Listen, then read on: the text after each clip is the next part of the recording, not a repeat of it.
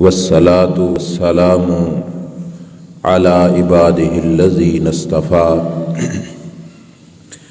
خصوصا على أفضل رسله وسيد الأنبياء ماحِ الذنوب والخطا منبع الجود والعطاء صاحب الشفاعة والمقام واللواء الذي دنا فتدلى فکان قاب قوسین او ادنا فاوحى الیہ ربہ ما اوحى محمد المصطفى احمد المجتبى الذي كان نبيا وآدم بين الطين والماء وعلى آلہ واصحابہ اولي الصدق والقوت والعزت والشوکت والمجد والکمال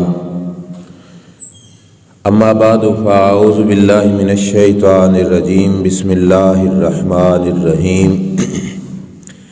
والذی جاء بالصدق وصدق به اولئک هم المتقون صدق اللہ العظیم ان اللہ و ملائکتہ یصلون علی النبی یا ایہا الذین آمنوا صلوا علیہ وسلموا تسلیما۔ سارے بھائی محبت سے پڑھیے الصلاۃ والسلام علیکہ یا سیدی یا رسول اللہ وعلی آلک واصحابک یا سیدی یا حبیب اللہ مولائی صلی وسلم دائما ابدا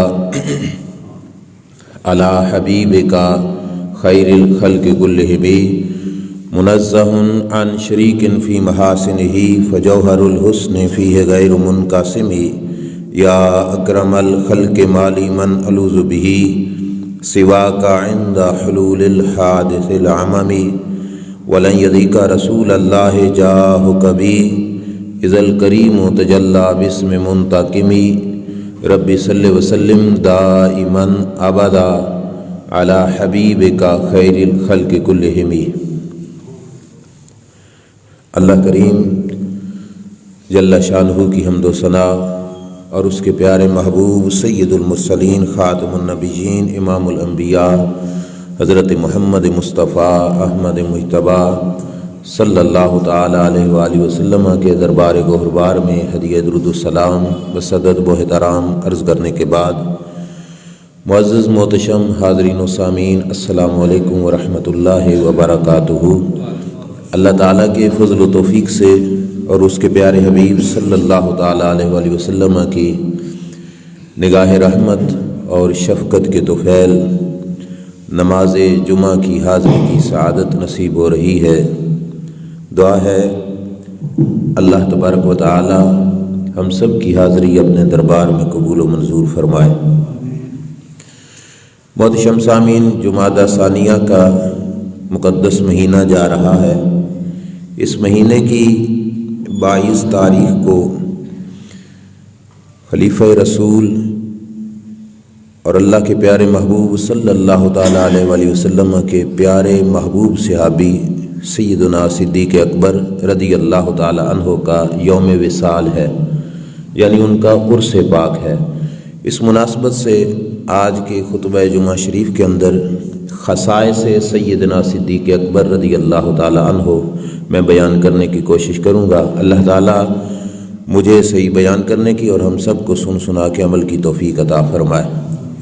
خصائص سیدنا صدیق اکبر، پہلے موضوع کا نام سمجھ لیجئے، پھر اس پہ میں چند باتیں عرض کروں گا۔ خصوصیت جو اللہ تعالیٰ نے خصوصیات اپنے محبوب علیہ السلام کے اس غلام کو سیدنا صدیق اکبر کو عطا فرمائی، وہ بیان کرنی ہے۔ ایک بات ذہن میں رکھنا، خصوصیت اللہ تعالیٰ ہر کسی کو دے دیتا ہے۔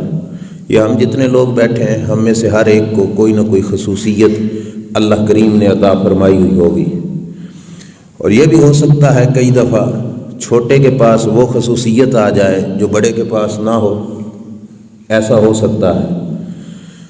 شان میں دیکھو، باپ بڑا ہوتا ہے اپنے بیٹے سے، عزت عظمت باپ کی زیادہ ہے، لیکن کئی دفعہ اللہ تعالیٰ بیٹے کو کوئی خصوصیت دے دیتا ہے۔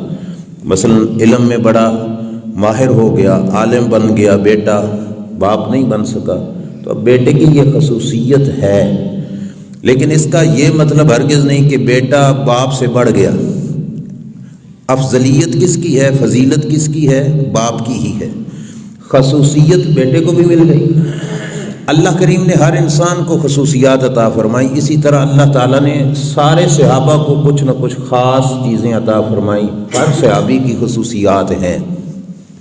جیسے کچھ باتیں خاص ہیں حضرت ابوبکر صدیق رضی اللہ تعالیٰ عنہ کے واسطے، ایسے ہی کچھ باتیں حضرت عمر کی بھی خاص ہیں جو حضرت ابوبکر صدیق کے پاس نہیں ہیں۔ کچھ باتیں خاص ہیں حضرت عثمان غنی رضی اللہ تعالیٰ عنہ کی جو باقی کسی کے پاس خاص نہیں ہے۔ اب دیکھ لو، حضور کی 2 شہزادیوں سے رشتہ، 2 بیٹیوں سے رشتہ حضرت عثمان کے حصے میں آیا اور کسی صحابی کے حصے میں نہیں آیا۔ یہ خصوصیت حضرت عثمان کی ہے اور کسی کی نہیں۔ اسی طرح کچھ خصوصیات مولا مرتضیٰ شیر خدا حضرت سیدنا علی کرم اللہ تعالی وجہ الکریم کی ہیں جو اور کسی کی نہیں ہے۔ خصوصیات اللہ کریم نے ہر کسی صحابی کو عطا فرمائی ہیں۔ حضور کے ایک صحابی ہیں، حضور کے غلام بھی تھے، سرکار نے ان کو اپنا منہ بولا بیٹا بھی بنایا تھا، نام تھا ان کا زید بن حارثہ رضی اللہ تعالیٰ عنہ۔ سارے صحابہ میں سے ان کی یہ خصوصیت ہے کہ اللہ کے قرآن میں اور کسی صحابی کا نام لے کے اللہ نے ذکر نہیں کیا، صرف حضرت زید ہیں جن کا نام لے کے اللہ نے قرآن میں ذکر فرمایا ہے۔ اب یہ ہے خصوصیت کس کی؟ حضرت زید رضی اللہ تعالیٰ عنہ کی۔ تو پہلے یہ بات ذہن میں رکھنا، خصوصیت اور ہوتی ہے، افضلیت اور ہوتی ہے۔ افضلیت پر گفتگو انشاءاللہ بعد میں کریں گے۔ افضلیت کے اعتبار سے سب سے افضل انبیاء اکرام علیہ السلام کے بعد وہ رتبہ حضرت ابوبکر صدیق رضی اللہ تعالی عنہ کا ہے، لیکن خصوصیات سب کو نصیب ہیں، صرف ایک حضرت ابوبکر صدیق کو نہیں، سب کو ہیں۔ آج ہم نے صرف خصوصیات سیدنا صدیق اکبر پہ گفتگو کرنی ہے جو رب ذوالجلال نے آپ کی قسمت میں، آپ کے حصے میں عطا فرمائی۔ سب سے پہلے نمبر پر خصوصیت جو میں نے بیان کرنی ہے وہ یہ ہے کہ اللہ کریم نے حضرت ابوبکر صدیق کو یہ عظمت خصوصیت عطا فرمائی کہ آپ کی 4 پشتیں صحابی ہیں، 4 پشتیں صحابی ہیں۔ آپ کے ابا جی وہ بھی صحابی، آپ خود صحابی، آپ کے بیٹے صحابی، آپ کے پوتے صحابی، 4 پشتے اللہ کریم نے صحابیت کا شرف حضرت ابوبکر صدیق کو عطا فرمایا ہے۔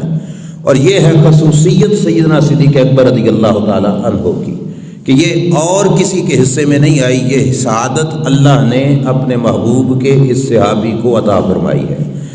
اس پر میں ایک روایت آپ کے سامنے پڑھتا چلوں جو امام سیوطی نے بھی ذکر کی اور دیگر کتب کے اندر بھی موجود ہے۔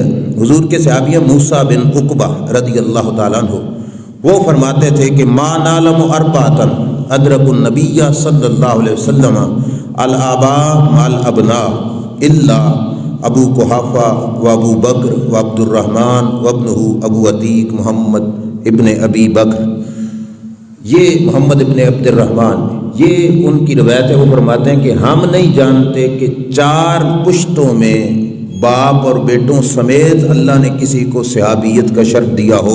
یہ صحابیت کا شرف اگر مقدر بنا ہے تو صرف صحابی رسول حضرت صدیق اکبر کے حصے میں آیا ہے۔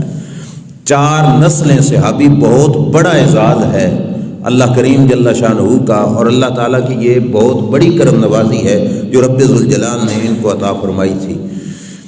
اس کے بعد اس تفصیل میں جائیں تو وقت زیادہ لگ جائے گا، لیکن اگلے نمبر پہ سنیے جو اللہ کریم جل شانہ نے اپنے محبوب کے اس غلام کو سعادت بخشی کہ زمانہ جاہلیت میں بھی جب حضور تشریف نہیں لائے یا حضور نے اعلان نبوت نہیں فرمایا، لوگوں کو کلمہ پڑھنے کا نہیں کہا، وہ وقت زمانہ جاہلیت والا ابو بکر صدیق کی یہ شرف ہے، سعادت ہے، خصوصیت ہے کہ جاہلیت کے زمانے میں بھی بت کو سجدہ نہیں کیا۔ کتنی بڑی بات ہے کہ جاہلیت کے زمانے میں بھی بت کو حضرت ابو بکر صدیق رضی اللہ تعالیٰ عنہ نے سجدہ نہیں کیا بت کو۔ اللہ کریم جن پاک بندوں کو پاک کاموں کے لیے چن لیتا ہے ان سے کام بھی پاکیزہ ہی لیتا ہے۔ حضرت ابوبکر صدیق کا بچپن تھا، چھوٹی سی عمر تھی، ان کے والد بت خانے میں لے کے گئے حضرت ابوبکر صدیق کو۔ اب یہ وہ بت پرست تھے، حضرت ابوبکر کو بھی ساتھ لے کے گئے سامنے بت تھا، دکھا کے کہا بیٹا یہ خدا ہے ہمارا، اسے سجدہ کرو۔ اب اللہ تعالیٰ نے ذہنیت بھی عطا فرمائی تھی، ذہنیت میں جو ذہانت ذکاوت تھی وہ عطا فرمائی تھی۔ بت کے سامنے جا کے کھڑے ہو گئے اور کہنے لگے انی جائع فاطمنی، اوے بت میں بھوکا ہوں مجھے کھانا کھلا، میں بھوکا ہوں مجھے کھانا کھلا۔ اب بت نہ سنے نہ کچھ کر سکے، بت نے کیا کھلانا تھا، بت اسی کی طرح کھڑا تھا۔ حضرت ابوبکر صدیق رضی اللہ تعالیٰ عنہ نے کہا انی عارٍ فاکسونی، میرے پاس کپڑے نہیں مجھے کپڑے دو۔ بت نے کیا سننا تھا، اسی طرح کھڑا تھا۔ اب چھوٹی سی عمر شریف میں حضرت ابوبکر صدیق کے ذہن مبارک میں کیا آیا، بت کو کہنے لگے انی ملکن علیک حجرہ، اوے بت میں تجھے روڑا مارنے لگا ہوں، پتھر مارنے لگا ہوں، بچا سکتا ہے اپنے آپ کو مجھ سے تو بچا لے۔ بت نے پھر بھی کیا کرنا تھا، کچھ بھی نہیں کیا۔ حضرت ابوبکر صدیق نے روڑا اٹھایا، دے بت کو مارا، بت نیچے گر گیا۔ اب حضرت ابوبکر صدیق تو اپنا کام کر چکے تھے، باپ کے نزدیک تو وہ خدا تھا ان کا۔ وہ بڑے حیران ہوئے، پریشان ہوئے کہ چھوٹا سا بیٹا اور بت کو پتھر مار کے گرا دیا اس نے۔ گھر لے کے گئے اور گھر جا کے ان کی امی جان کو بتایا کہ آج تیرے بیٹے نے بڑا عجیب کام کیا ہے۔ انہوں نے پوچھا کیا کیا ہے، تو حضرت ابوبکر صدیق کی امی جان کو آپ کے والد گرامی نے بتایا کہ اس نے تو بت کو روڑا مار دیا اور بت کو نیچے گرا دیا۔ اس وقت آپ کی امی جان نے آپ کے والد محترم کو بتایا کہ حیران ہونے کی کوئی بات نہیں، ابھی ابوبکر میرے پیٹ میں تھا تو مجھے غیب سے یہ آواز آتی تھی یا آمد اللہ بالتحقیق ابشری بالولد العتیق اسمہ فی السماء صدیق لرسول اللہ صلی اللہ علیہ وسلم صاحب و رفیق۔ مجھے غیب سے یہ آوازیں آتی تھیں، یہ بچہ بھی میرے پیٹ میں تھا کہ اے خدا کی بندی تجھے خوشخبری ہو، اللہ تمہیں ایسا بچہ دے گا جس بچے کا نام عرشوں سے صدیق اتارا جائے گا۔ مجھے یہ بشارتیں پیٹ میں تھے حضرت ابوبکر اس وقت کی ملتی تھیں۔ اسمہ فی السماء صدیق، آسمانوں میں ان کا نام صدیق ہوگا۔ لے رسول اللہ صلی اللہ علیہ وسلم صاحب و رفیق، اللہ کے رسول صلی اللہ علیہ وسلم کے صحابی بھی بنیں گے، حضور کے دوست بھی بنیں گے۔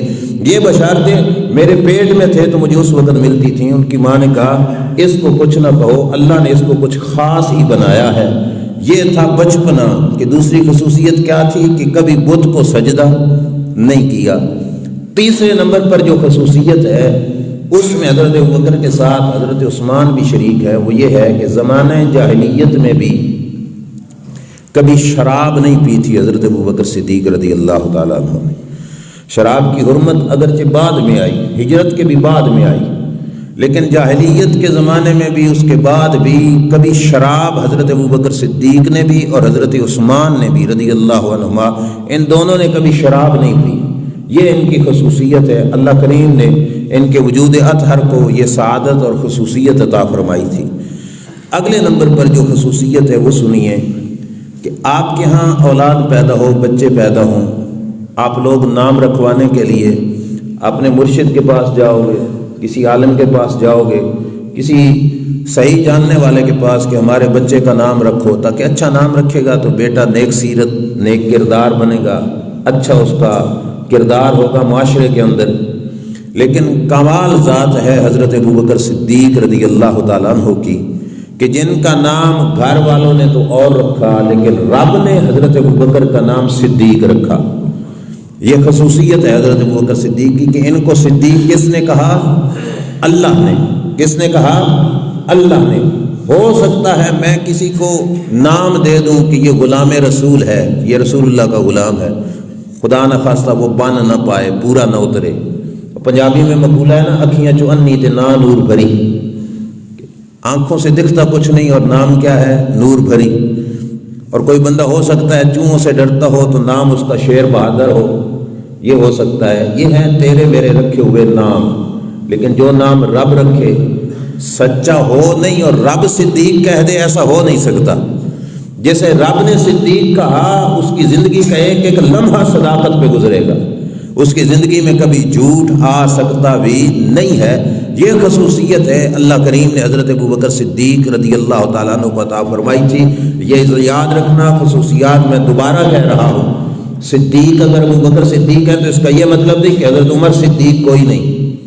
عمر بھی صدیق ہیں، عثمان بھی صدیق ہیں، مولا علی بھی صدیق ہیں، لیکن ہر ایک کا اپنا اپنا درجہ۔ ابو بکر کی صدیقیت وہ ہے کہ جس کی صداقت اللہ نے بیان فرمائی، اور جن کو صدیق کس نے کہا؟ اللہ نے کہا، اور یہ میں نہیں کہہ رہا، حدیث پاک ہے، میں آپ کے سامنے پڑھنے لگا ہوں۔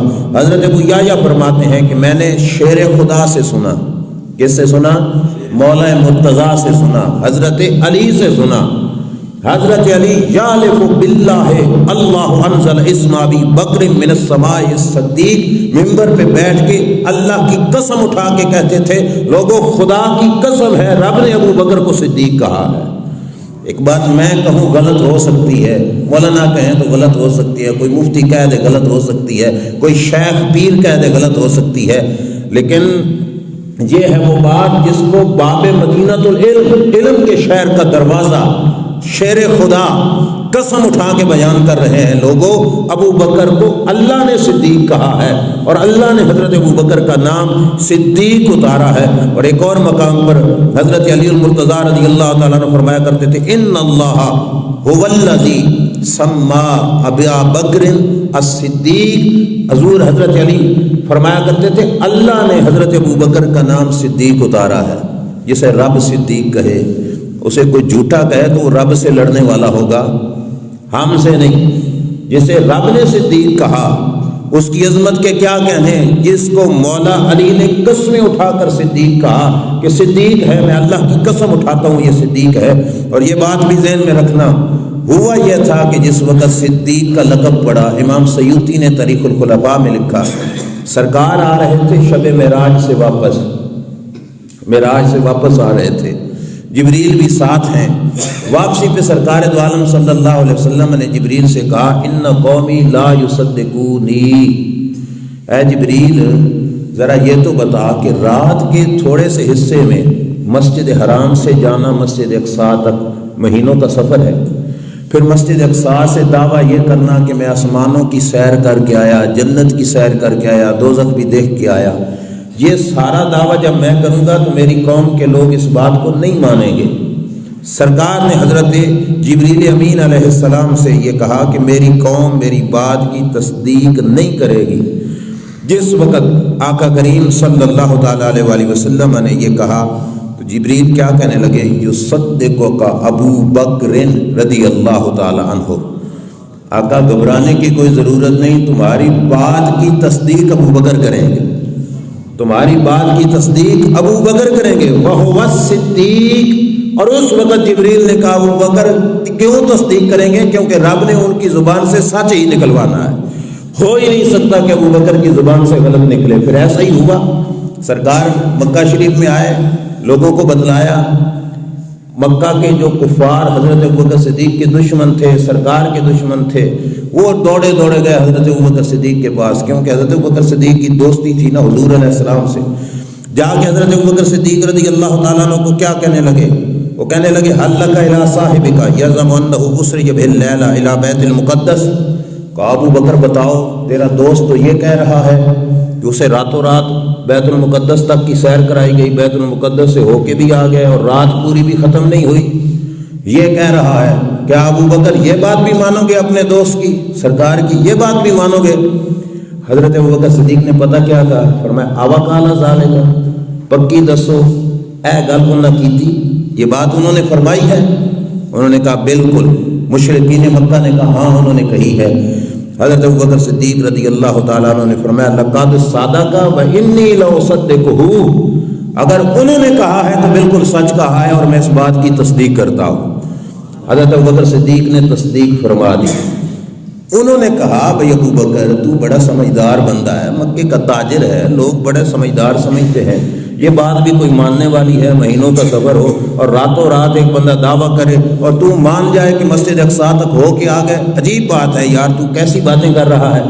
تو حضرت ابوبکر صدیق رضی اللہ تعالیٰ عنہ نے فرمایا وَإِنِّي لَأُصَدِّقُهُ بِأَبْعَدَ مِنْ ذَلِكَ، فرمایا لوگوں یہ تو چھوٹی بات ہے، اگر میرا نبی اس سے بڑی بات بھی کہے تو میں پھر بھی ماننے کو تیار ہوں۔ اور ساتھ کیا بتایا؟ فرمایا اس سے بڑی باتیں میں نے مانی ہیں۔ صبح شام حضور فرماتے ہیں عرشوں سے یہ پیغام آیا، اللہ کا یہ پیغام آیا، میں حضور کی تصدیق نہیں کرتا، حضور کی زبان سے نکلنے والی ہر بات کو نہیں مانتا، ہم اس سے بڑی بات سرکار کی مانتے ہیں، یہ تو چھوٹی بات ہے، میں اس کو مانتا ہوں اور میں اس بات کی تصدیق کرتا ہوں۔ حضرت ابوبکر صدیق نے یہ کہا، امام سیوطی علیہ رحمہ فرماتے ہیں فَلِذَلِكَ سُمِّيَ الصِّدِّيقُ، یہی وجہ تھی کہ رب ذوالجلال نے حضرت ابوبکر کو صدیق کا لقب عطا فرما دیا۔ اب یہاں تک سننے کے بعد اب سنیے قرآن پاک۔ اللہ کریم نے قرآن میں ارشاد فرمایا وَالَّذِي جَاءَ بِالصِّدْقِ وَصَدَّقَ بِهِ أُولَٰئِكَ هُمُ الْمُتَّقُونَ۔ فرمایا وہ ذات، اب عربی کا بیانی پہلے ترجمہ پھر میں اس کی وضاحت بتاؤں گا۔ وَالَّذِي وہ ذات، جَاءَ بِالصِّدْقِ جو سچ لے کر آئی، وصدق بھی اور وہ ذات جس نے ان کے سچ کو سچ کہا، سچ مانا، اولئک هم المتقون، اللہ فرماتے ہیں یہی لوگ ہیں جن کو رب نے پرہیزگاری کا سرٹیفکیٹ عطا فرما دیا ہے۔ ترجمہ کیا تھا؟ وہ ذات جو سچ لے کے آئی اور وہ ذات جس نے ان کے سچ کو سچ کہا، سچ کو سچ مانا، سچ کی تصدیق کی۔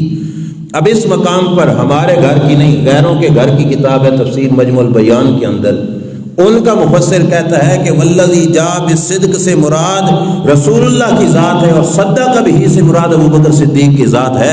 جو سچ لے کے آئے وہ رسول اللہ صلی اللہ علیہ وسلم ہے، اور جنہوں نے اس سچ کی تصدیق کی وہ ابوبکر صدیق رضی اللہ تعالیٰ عنہ ہے۔ پتہ چلا کہ صدیقیت، ابوبکر صدیق رضی اللہ تعالیٰ عنہ کا ذکر اللہ نے قرآن میں بھی فرمایا ہے کہ سچے رسول ہیں اور سچ کو سچ کہنے والا ابوبکر ہے، جس کو رب ذوالجلال نے اپنے محبوب کی سنگت اور رفاقت کا شرف عطا فرمایا ہے۔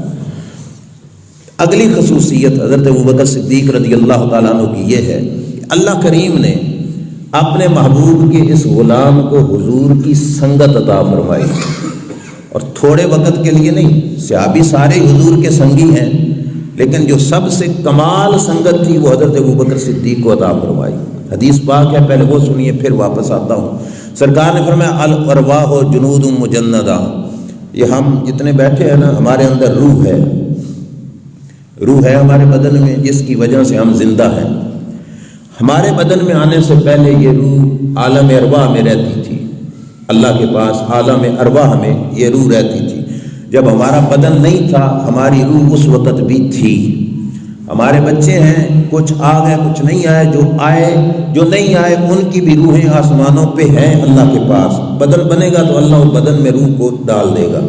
روحوں کے جہان ہیں اوپر، بدن سے پہلے روح ایک مقام پہ رہتی ہے۔ سرکار فرماتے ہیں الارواح جنود مجندہ، یہ جو روح ہے یہ ایک لشکر ہے، اور فرمایا دنیا میں آ کر اسی جسم کی آپس میں ایک دوسرے کے ساتھ یاری لگتی ہے، جس جسم کی روح اوپر والے جہان میں ایک دوسرے کی دوست بنی رہے۔ بات سمجھ آ گئی آپ کو؟ آپ کا دوست وہ بندہ بنے گا، آپ کے ساتھ وہ بندہ رہے گا جس کی روح وہاں پر آپ کی روح کے ساتھ جڑی رہی۔ جس کی روح وہاں پہ آپ کے ساتھ نہیں ملی وہ آپ کے ساتھ دنیا میں آپ کا یار دوست نہیں بن سکتا۔ یہ حدیث پاک ہے، جو وہاں پہ یار وہ یہاں پہ یار، جو وہاں پہ دشمن وہ یہاں پہ بھی دشمن۔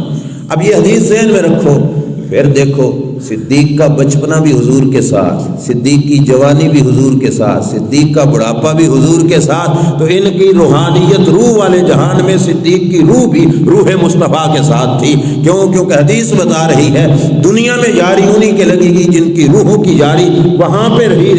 حضرت ابوبکر صدیق کے جسم کی یاری حضور کے جسم کے ساتھ تھی، تو ماننا پڑے گا ابوبکر کی روح کی یاری روح مصطفیٰ کے ساتھ عالم ارواح کی تھی۔ وہاں کے حضور کے ساتھ کٹھے ہیں، وہاں سے کٹھے آئے، اس جسم والے جہان میں بھی حضور کے ساتھ رہے۔ کتنی دیر رہے؟ ساری زندگی حضرت ابوبکر صدیق نے حضور کی سنگت نہیں چھوڑی۔ اور پھر کمال مہربانی ہے رب کی کہ رب نے بعد مرنے کی بھی سنگت کو توڑا نہیں، وفات کے بعد مزار بھی دونوں کے اکٹھے بنا دیے۔ جہاں پہ مزار رسول بنا وہیں پہ ساتھ مزار صدیق بھی بنا۔ اور علماء فرماتے ہیں مزار ان کے اکٹھے ہوتے ہیں جن کے خمیر اکٹھے ہوں۔ جہاں سے بندے کے بدن بنانے کے لیے مٹی لی جاتی ہے، وہیں سے اس کی قبر بنتی ہے، وہیں پہ اس کی قبر بنتی ہے، تو ماننا پڑے گا حضور کے جسم اطہر کے لیے جو خمیر جہاں سے لیا گیا تھا وہیں سے خمیر ابو بکر صدیق کا بھی لیا گیا تھا۔ رب نے بلا وجہ جوڑ نہیں بنائے، رب نے ازل سے یہ جوڑ بنا کے رکھے تھے۔ مزار میں بھی اکٹھے، اور بڑی کمال کی بات ہے، سرکار مسجد شریف میں تشریف لائے، مجمع بیٹھا تھا صحابہ کرام علیہ رضوان کا، حضور کی دائیں طرف ابو بکر صدیق ہیں، بائیں طرف حضرت عمر فاروق ہیں، یوں کٹھے مسجد میں حضور انٹر ہوئے۔ صحابہ اس منظر کو دیکھ کر بڑے حیران ہوئے، خوش ہوئے۔ میرے نبی علیہ السلام نے صحابہ کی خوشی دیکھی تو سرکار نے دونوں کے ہاتھ یوں پکڑ کے یوں بلند کیے، فرمایا ہاکذا نبعث یوم القیامہ، آج ہمیں یہاں پہ اکٹھے دیکھ رہے ہو، کل قیامت کے دن جب لوگ قبروں سے اٹھیں گے تو میرے ایک ہاتھ میں ابو بکر کا ہاتھ ہوگا، دوسرے ہاتھ میں عمر فاروق کا ہاتھ ہوگا۔ ہم قبروں سے بھی یوں ہی اکٹھے اٹھیں گے، مزاریں بھی اکٹھی، قبروں سے اٹھنا بھی اکٹھا، کل میدان حشر میں بھی اکٹھے، اور اللہ جنت میں بھی اکٹھا قرب عطا فرمائے گا۔ یہ ہے سنگت حضور کی۔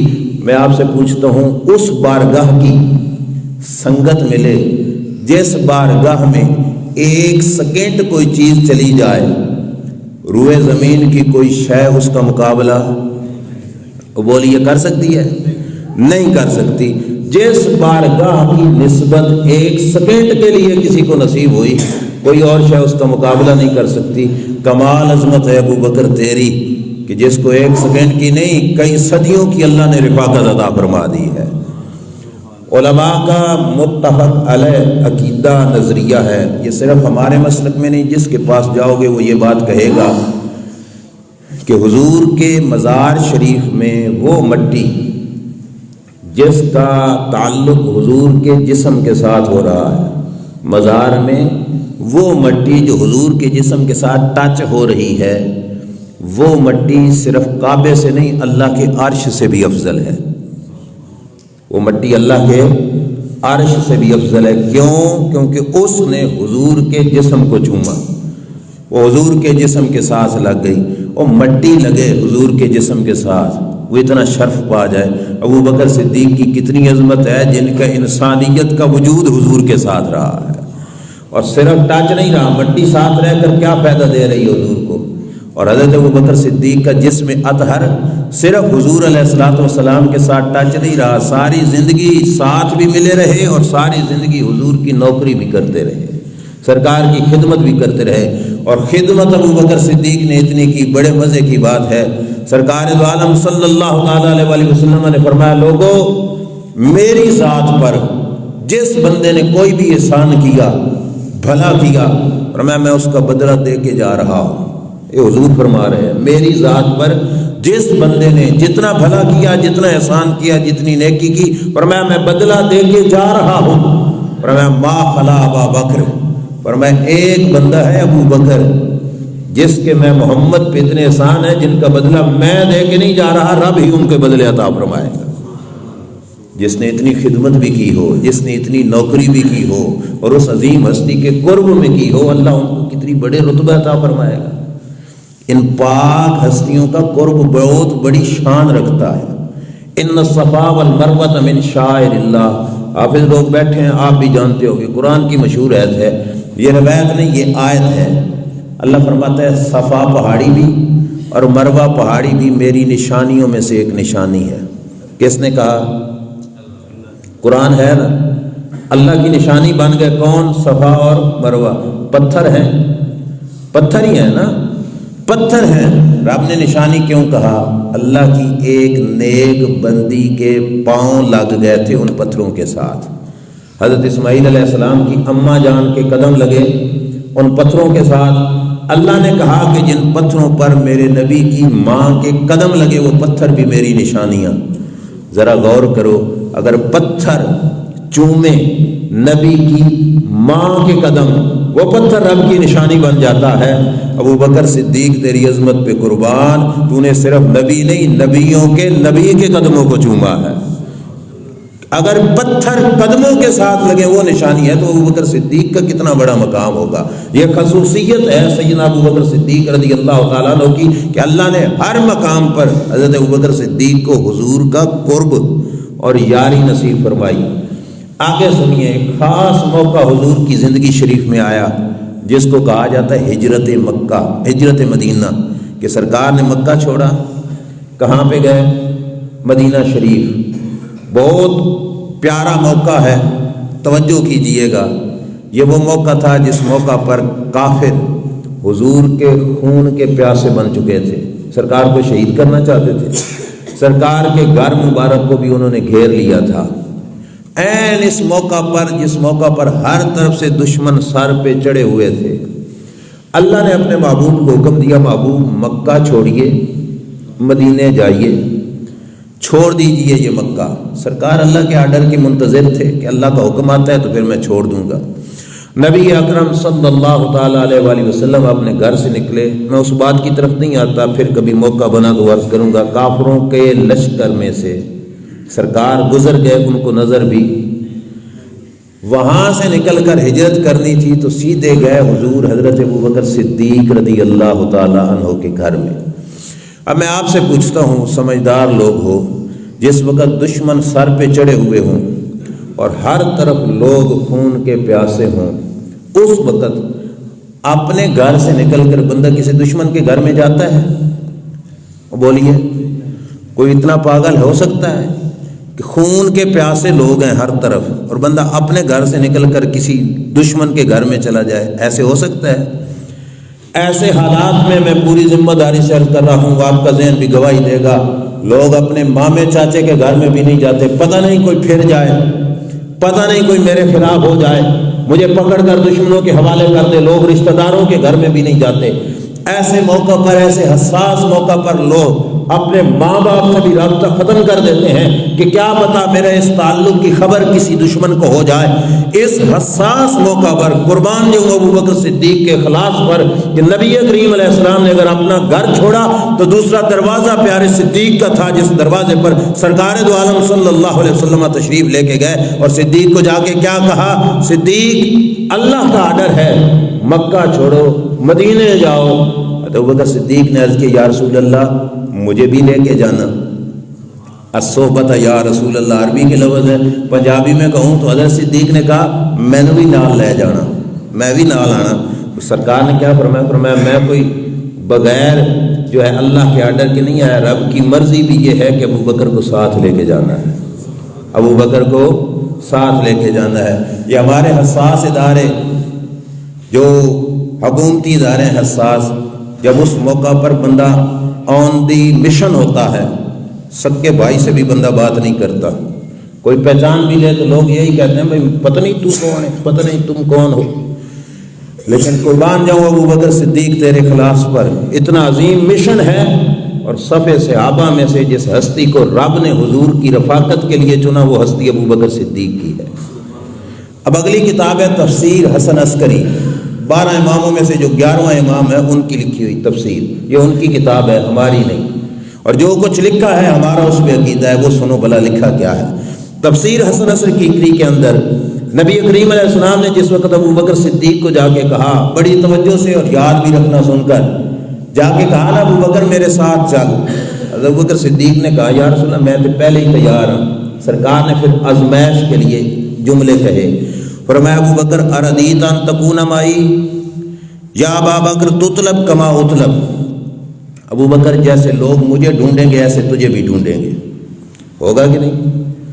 جس ایک کے پیچھے پڑے ہوں اس کے ساتھی کو بھی یوں ہی ڈھونڈا جاتا ہے کہ نہیں؟ فرمایا ابوبکر میرے ساتھ چلنا ہے تو پہلے یہ دیکھ لو، تطلب کما اطلب، جیسے میرا پیچھا کیا جائے گا ایسے تیرا بھی پیچھا کیا جائے گا۔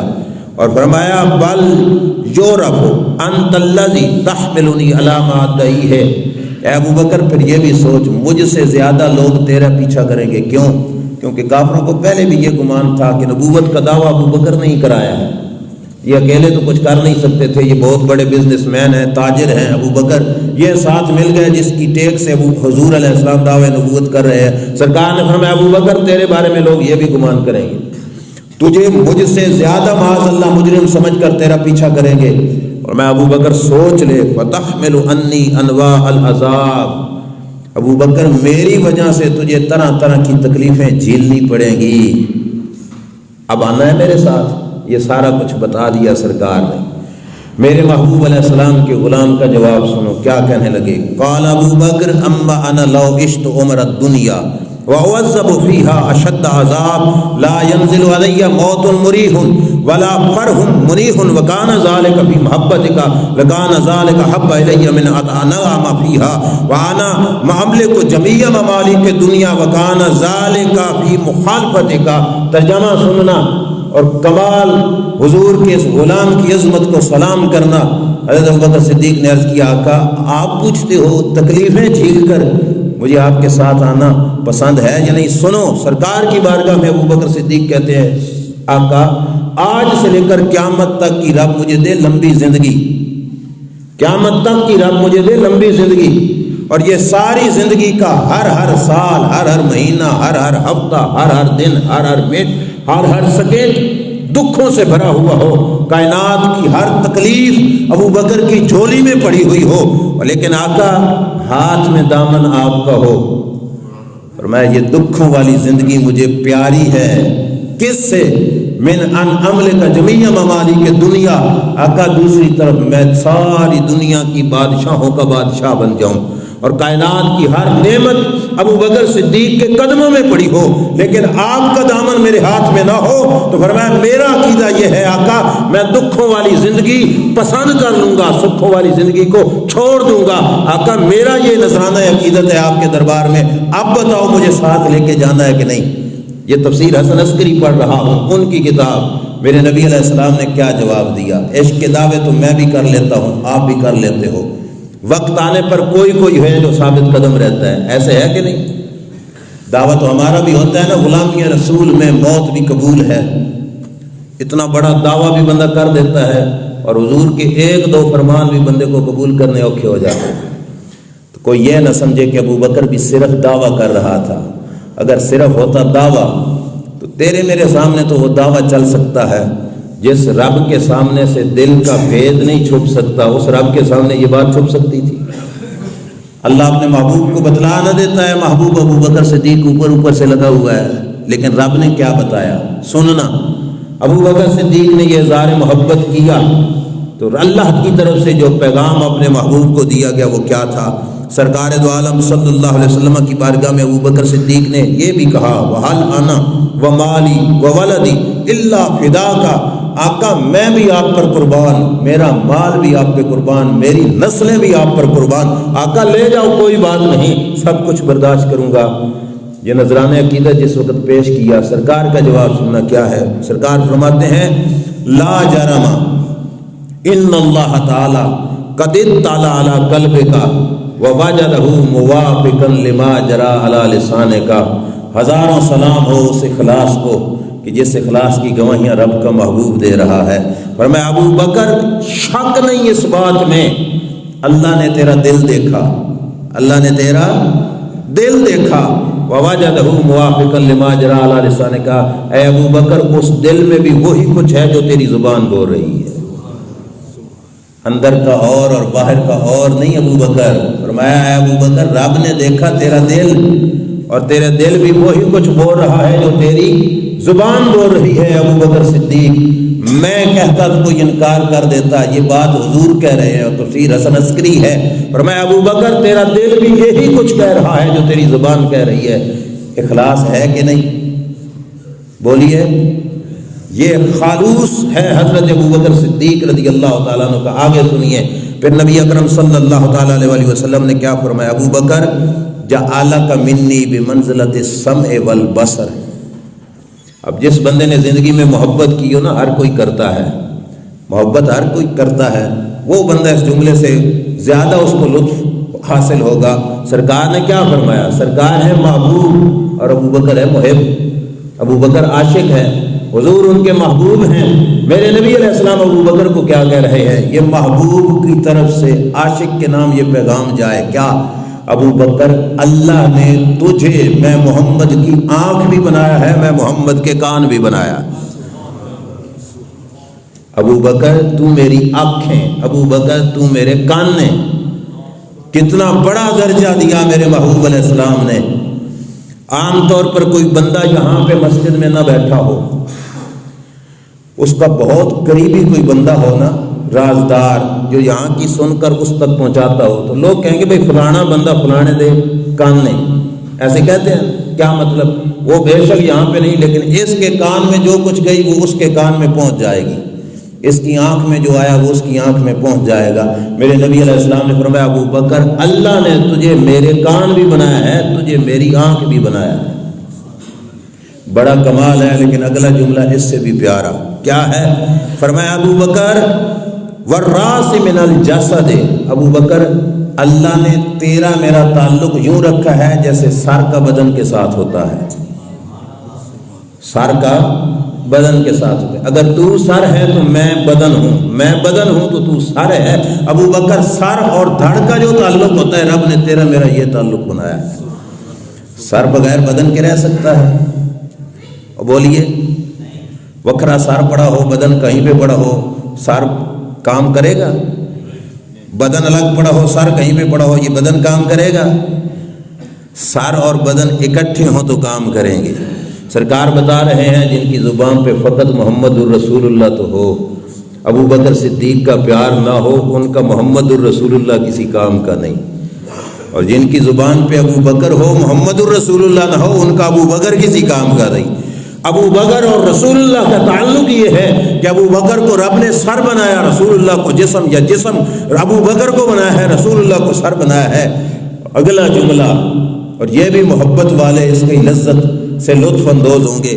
میرے محبوب علیہ السلام نے فرمایا وَالروح من البدن، اے ابو بکر اللہ تعالیٰ نے تجھے میں محمد کی جان بنایا ہے، تجھے میں محمد کی۔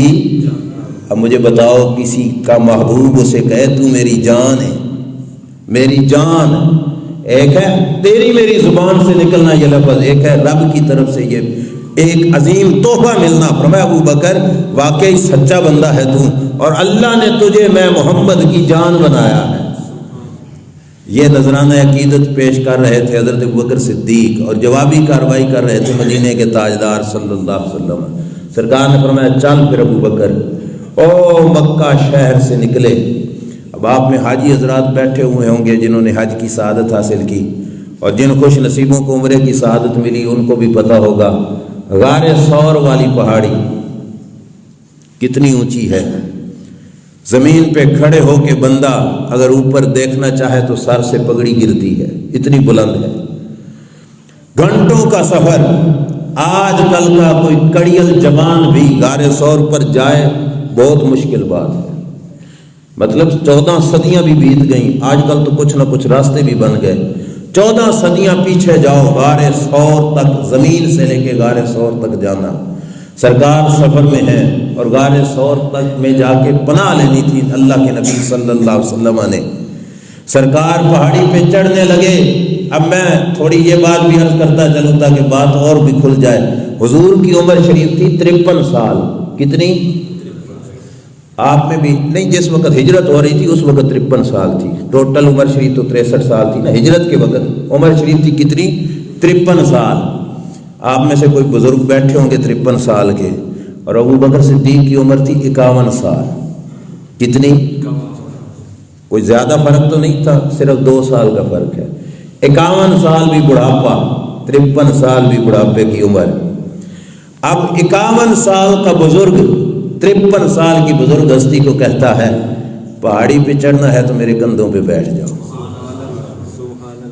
اب خود ذرا بتاؤ تو صحیح، جس محبوب صلی اللہ علیہ وسلم 53 سال کی عمر میں ابو بکر صدیق نے کندھے پہ اٹھایا، 53 سال کی عمر حضور کی اور 51 سال عمر حضرت ابو بکر صدیق کی، چھوٹا سا کاکا اٹھا کے بھی اس زمانے میں جوان بھی نہیں چڑھ سکتا غار ثور تک، بہت مشکل ہے، اور وہ پہاڑی پہ چڑھنا بڑا اوکھا کام ہے۔ قربان جاؤں ابو بکر صدیق تیرے بڑھاپے پر بھی 51 سال کی عمر میں کندھوں پر بٹھا کر اللہ کے رسول صلی اللہ علیہ وسلم کو پہاڑی پہ چڑھ گئے۔ غار ثور تک لے کے گئے حضرت ابوبکر صدیق رضی اللہ تعالیٰ عنہ، اور عام سہولت کا وقت نہیں، وہ وقت بھی وہ تھا کہ جب دشمن تاڑ میں تھا تو پتہ چلے کہاں پہ ہے اور ہم پکڑ کے معاذ اللہ ان کو کرے شہید، ایسے عالم میں کندھے پر اٹھا کر غار ثور تک لے جانا۔ ابوبکر کی ساری خدمتیں ایک طرف رکھ دو، ہماری ساری عبادتیں ابوبکر کے ان چاند قدموں کی برابری نہیں کر سکتی جو حضرت ابوبکر صدیق نے دو عالم کے تاجدار کو کنڈے پہ اٹھا کے صبر فرمایا ہے۔ اور صرف ابوبکر کا گھرانہ اپنا ہی نہیں، میں نے پہلے بتایا 4 پشتیں صحابی ہیں۔ ابو جہل کو نا پیچھے اور جو گھیرا ڈالے ہوئے لوگ تھے ان کو پتہ چلا کہ رسول اللہ تو چلے گئے، یہاں پہ تو ہے ہی نہیں اپنے گھر میں، تو سیدھا ابو جہل کس گھر پہ آیا؟ حضرت ابوبکر صدیق کے گھر پہ۔ اس کو بھی پتا تھا کہ اگر رسول اللہ گھر میں نہیں ملتے تو دوسرا ٹھکانہ حضور کا ابوبکر صدیق کا گھر ہے۔ حضور حضرت ابوبکر صدیق کی بیٹی حضرت اسماء باہر نکلی، ابو جہل کہتا ہے یہ بتاؤ تیرا باپ کہاں پہ ہے اور محمد کہاں پہ ہے صلی اللہ علیہ وسلم۔ حضرت اسماء کہتی ہیں نہیں بتاؤں گی، یہ ہے شیر کی بیٹی بھی شیر، کہا نہیں بتاؤں گی۔ ابو جہل نے تھپڑ مارا حضرت ابوبکر صدیق کی صاحبزادی کے چہرے پر، بالیاں کانوں میں تھیں، انہوں نے کان چیر دیا، چہرہ خون آلود ہو گیا، جوش میں آ کے کہنے لگی ابو جہل جان سے بھی مار دے نہیں بتاؤں گی کہ میرا باپ کہاں ہے، اللہ کا رسول کہاں ہے، اور پھر وفا بتاؤں اور پھر بات ختم کروں۔ یہ وہ بچی ہے جس کو رب نے یہ سعادت بخشی۔ 3 راتیں حضور نے گزاری غار ثور میں، کتنی؟ 3 راتوں کا کھانا حضرت ابوبکر صدیق کے گھر سے جایا کرتا تھا۔ کہاں سے جاتا تھا؟ ابوبکر صدیق کے گھر سے، اور لے کے جانے والی کون تھی؟ حضرت اسماء بنت ابی بکر رضی اللہ تعالی عنہا۔ میں آپ سے پوچھتا ہوں 3 ٹائم میں کتنا وقت بنتا ہے کھانے؟ ایک دن میں کتنے ٹائم میں کھاتے ہو؟ بولو 3 ٹائم کھاندے ہو نا، 3 دنوں کا کتنا ٹائم بن گیا؟ 9 نہ لگاؤ، ایک دن کے 3 ٹائم بھی نہ لگاؤ، 2 ٹائم بھی نہ لگاؤ، بس ایک دن کے 1 ٹائم کا کھانا ہی لگا لو، تو 3 دنوں میں کتنے چکر بن گئے غار ثور کے؟ 3 جاتے ہوئے 3 ایک دن میں یہ چکر لگانے کوئی خالہ جی کا کام نہیں، اتنے سوکھے نہیں، اور قربان جاؤں جو چکر جوان نہیں لگا سکتا ابوبکر صدیق کے گھرانے کی عورت لگا رہی ہے۔ حضرت اسماء نے یہ قربانی دی، چکر لگائے، اور اتنی رازداری کے ساتھ کھانا حضور کے جو ہے غار ثور تک پہنچایا کرتی تھیں۔ یہی وجہ ہے کہ رب ذوالجلال نے اپنے محبوب صلی اللہ علیہ وسلم کی ذات اقدس کے لیے شرف بخشا ابوبکر صدیق رضی اللہ تعالیٰ عنہ کو کہ ابوبکر دنیا میں بھی ساتھ رہے، اگر اوکھے ویلے حضرت ابوبکر نے مشکلات آنکھوں کے سامنے دیکھ کر اپنے محبوب صلی اللہ علیہ وسلم کی سنگت نہیں نہ چھوڑی، پھر رب نے کہا ابوبکر میں بھی تجھے کسی مقام پہ الگ نہیں ہونے دوں گا، مزار بھی اکٹھے بنوا دیے۔ اور مزے کی بات یہ خاص حضرت ابوبکر کی عظمت کہ حضور نے عمر پائی 63 سال، کتنی؟ لوگوں میں نا یار ہوں تو آپس میں ایک دوسرے کے ساتھ موافقت کرتے ہیں، جیسے کپڑے ایک دوست پہنے دوسرا بھی وہی پہن لیتا ہے، جیسی ٹوپی دوسرا کرے وہ یہ بھی وہی کر لیتا ہے، موافقتیں لوگ اپنے دوستوں کے ساتھ کرتے ہیں، لیکن یہ موافقت تمہیں بہت کم نظر آئے گی کہ جتنا ایک دوست جیا اتنا ہی دوسرا دوست جیا۔ اللہ نے عمر رسول اللہ کو 63 برس عطا فرمائی، رب نے عمر ابوبکر صدیق کو بھی 63 برس کی عطا فرمائی۔ 63 برس حیات رہے۔ جس وقت ابوبکر صدیق کا وصال ہو رہا تھا ابا جی ان کے زندہ تھے اس وقت، مطلب باپ بعد میں فوت ہوئے، بیٹا 63 سال کی عمر میں فوت ہو گیا۔ بعض علماء نے لکھا کہ وہ ابوبکر صدیق کے وصال کا سبب بھی یہ تھا کہ سرکار کی جدائی کا جو دکھ تھا وہ ابوبکر صدیق سے برداشت نہ ہو سکا، اس واسطے سرکار کے بعد حضرت ابوبکر صدیق رضی اللہ تعالیٰ عنہ 2 سال اور کچھ مہینے زندہ رہے، اور اس کے بعد وہ بھی وصال فرما گئے، اور بعد از وصال اللہ کریم نے حضرت ابوبکر صدیق کو جگہ بھی حضور کے قرب میں عطا فرما دی۔ ما بین بیتی و منبری روضۃ من ریاض الجنہ، مسجد نبی میں جس مقام پر آج بھی اوپر شریف ہے اوپر لکھا ہوا ہے یہ روایت، ما بین بیتی و منبری روضۃ من ریاض الجنہ، سرکار فرماتے ہیں میرے گھر اور میرے منبر کے درمیان کی زمین، یہ صرف یثرب کی زمین نہ سمجھنا، یہ جنت کے باغوں میں سے ایک باغ ہے، اس جنت کے باغوں میں مزار حضور کی بھی بنی، اور اسی جنت کے باغوں میں مزار ابوبکر صدیق کی بھی بنی، اور وہیں پہ مزار حضرت عمر فاروق کی بھی بنی، آخر پہ میں بات ختم کر رہا ہوں. پھر جس وقت عیسیٰ علیہ السلام قرب قیامت تشریف لائیں گے، قیامت سے پہلے حضرت عیسیٰ علیہ السلام ابھی زندہ ہے نا، زمین پہ اتریں گے، عیسیٰ علیہ السلام وصال فرمائیں گے، تو عیسیٰ علیہ السلام کا مزار بھی اسی حجرے میں بنے گا جہاں پہ حضور کا مزار شریف ہے. پہلی مزار حضور کی، آگے حضور کے حضرت ابوبکر صدیق کی، یہ تیسرے نمبر پر حضرت عمر کی، اور یہاں پہ بنے گی حضرت عیسیٰ علیہ السلام کی. اور علماء نے لکھا کہ یہ شرف ہے ان دونوں ہستیوں کا کہ بروز قیامت کوئی کہیں سے اٹھے گا، کوئی کہیں سے. یہ دو صحابی ابو بکر و عمر جہاں سے اٹھیں گے، ان کے ایک طرف بھی اللہ کا نبی ہوگا، دوسری طرف بھی اللہ کا نبی ہوگا. ادھر آقا کریم علیہ السلام ہوں گے، ادھر عیسیٰ علیہ السلام ہوں گے. دو نبیوں کے درمیان میں جن کو قبر سے اٹھنے کی سعادت ملے گی، وہ ہستی بھی حضرت ابوبکر صدیق کی ہے، حضرت عمر فاروق رضی اللہ تعالیٰ عنہ کی ہے. اللہ تعالیٰ کی بارگاہ میں دعا ہے رب کریم جل وعلا شانہ